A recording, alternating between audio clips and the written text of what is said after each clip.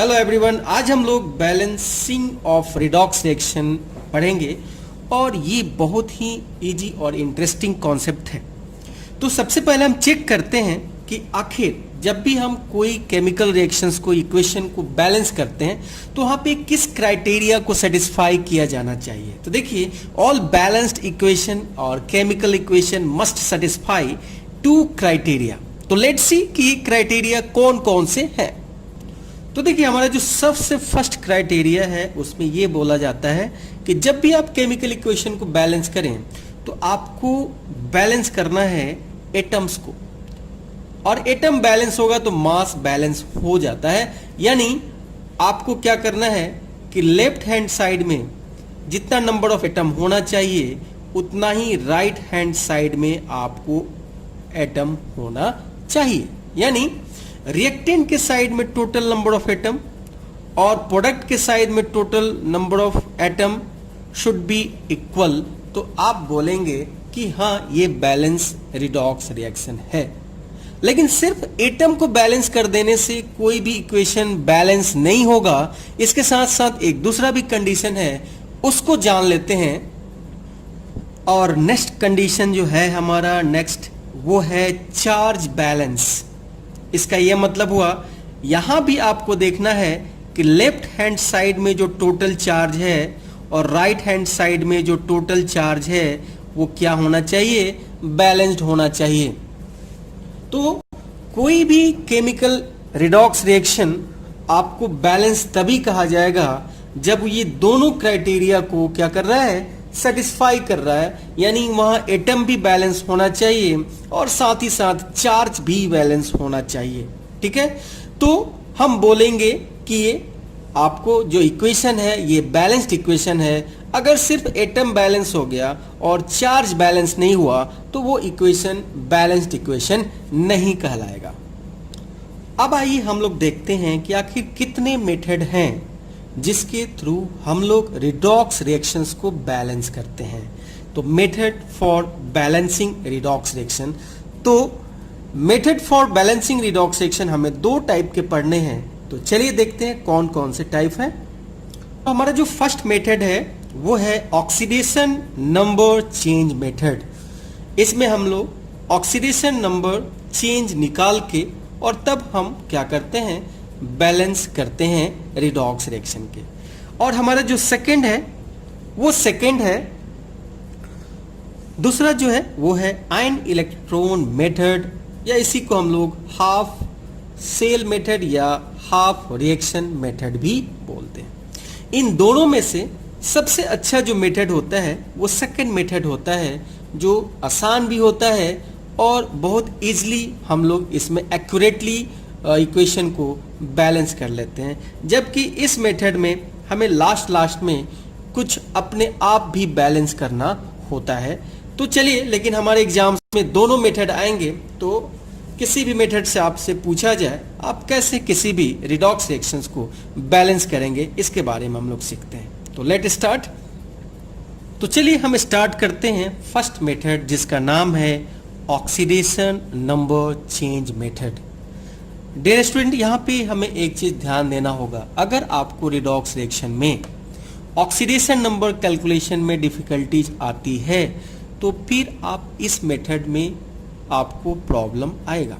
इसलिए कोई भी रिडॉक्स रिएक्शन का कॉन्सेप्ट है वहां पे आपको ऑक्सीडेशन नंबर कैलकुलेट करने आना चाहिए। तो चलिए हम एक इक्वेशन लेते हैं और फिर हम बैलेंस करते हैं, रूल बताते हैं आपको कि कैसे कैसे आपको बैलेंस करना है।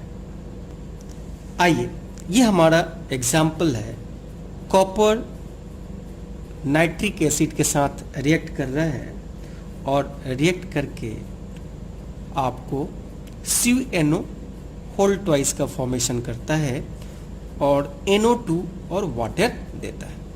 अभी ये रिएक्शन बैलेंस्ड नहीं है, तो इस रिएक्शंस को हम बैलेंस करेंगे। तो देखिए, आपको करना क्या है, फर्स्ट स्टेप में आपको सभी का ऑक्सीडेशन नंबर असाइन करना है। तो देखिए, कॉपर जो है फ्री स्टेट में है तो इसका ऑक्सीडेशन स्टेट 0 हो गया। यहां पे हाइड्रोजन का ऑक्सीडेशन स्टेट +1, ऑक्सीजन का ऑक्सीडेशन स्टेट -2 तो नाइट्रोजन का ऑक्सीडेशन स्टेट आप निकाल सकते हो, और वो निकालोगे तो आपका वैल्यू आएगा +5। 3 2 जा 6, -6 में से 1 जाएगा -5, और -5 को जब आप उधर ले जाओगे इक्वल टू के बाद में तो ये +5 होगा। इसलिए मैं बोला कि आपको ऑक्सीडेशन नंबर यहाँ आना चाहिए। अब यहाँ देखिए, आप इसको यहाँ पे ब्रेक कर सकते हैं, ठीक है।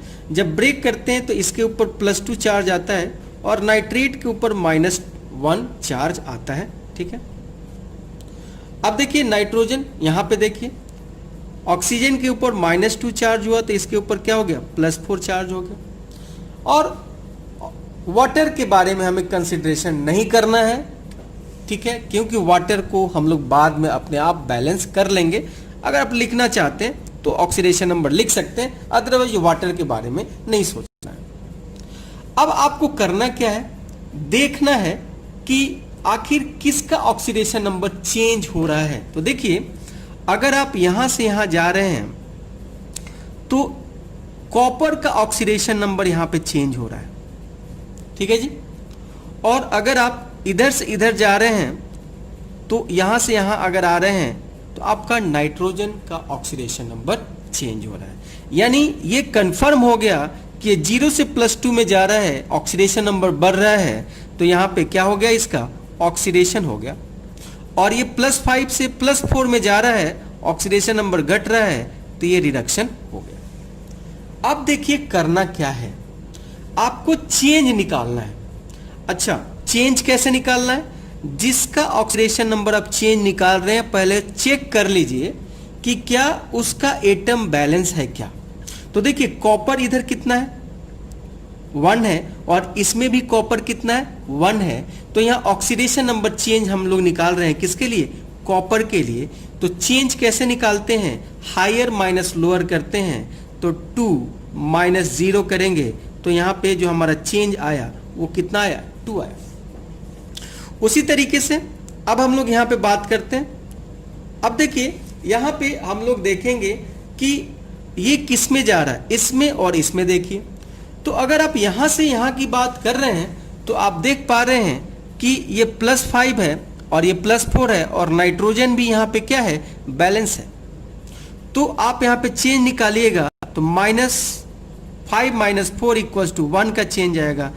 यहाँ पे भी सेम वही चेंज लिखना है जो ये कॉपर का आया है, तो यहाँ पे 2 - 0 = 2 आ गया।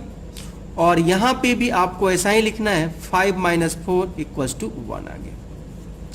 यानी यहाँ पे 2 का चेंज आया, यहाँ पे 1 का चेंज आया, यहाँ पे 2 का चेंज आया, और यहाँ पे 1।